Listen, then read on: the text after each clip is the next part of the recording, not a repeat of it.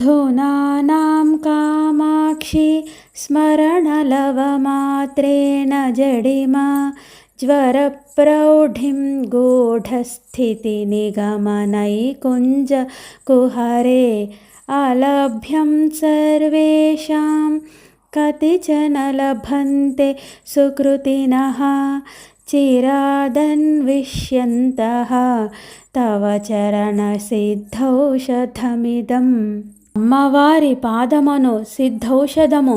క్షణకాలం స్మరించినంత మాత్రంచే జాడ్య జ్వరము తొలగించును. వేదమును పొదరింటి లోపల భాగమున గూఢముగా ఉండునట్టిది, అందరకు లభించనట్టిది. ఎంతో కాలము వెదికిన కొందరు పుణ్యాత్ములకే పొందదగినది.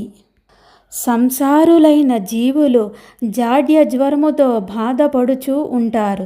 జాడ్య జ్వరం అనగా శరీరము కదలలేని స్థితి అని ఒక అర్థము. అజ్ఞాన జ్వరమని మరొక అర్థము. సాధారణముగా ఔషధము సేవించిన వారికే జాడ్య జ్వరము తొలగును, కానీ ఔషధము స్మరించిన జాడ్య జ్వరము తొలగదు. అమ్మవారి చరణౌషధము స్మరించినంత మాత్రముననే వారి జాడ్య జ్వరము తొలగిపోవును. కొన్ని ఔషధములు గుహలలో లభించును.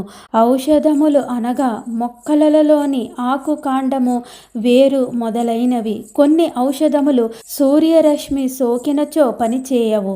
అవే ఔషధములు గుహలలోని సూర్యరశ్మి అధికముగా సోకకుండుటచే పనిచేయును. అమ్మవారి చరణౌషధము సూర్యరశ్మి సోకని వేదమును పాదము లోపలి భాగమున ఉన్నది. పైగా అది సిద్ధౌషధము. వారి చరణము కడకు వెళ్ళగలగటమే సిద్ధి. అట్లు పోయిన వారే సిద్ధులు.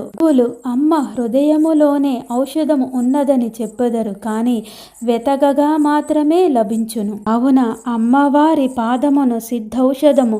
కొద్దిసేపు స్మరించినంత మాత్రమున జ్వరమును తొలగించును. వేదమును పొదలోపలి భాగమున గూఢముగా నుండునట్టి అందరకు లభించనది.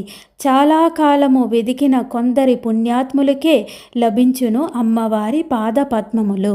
ఓ కామాక్షీదేవి, అత్యల్ప స్మరణ మాత్రము చేత జాడ్య జ్వరాతిశయమును పోగొట్టుచున్న వేదము పొదరింటిలో భాగమున రహస్యముగా నిలుచు అందరకు లభించని ఈ నీ యొక్క చరణము సిద్ధౌషధమును చాలా కాలము లోపల వెతికి కొందరు పుణ్యాత్ములకు లభించును తల్లి.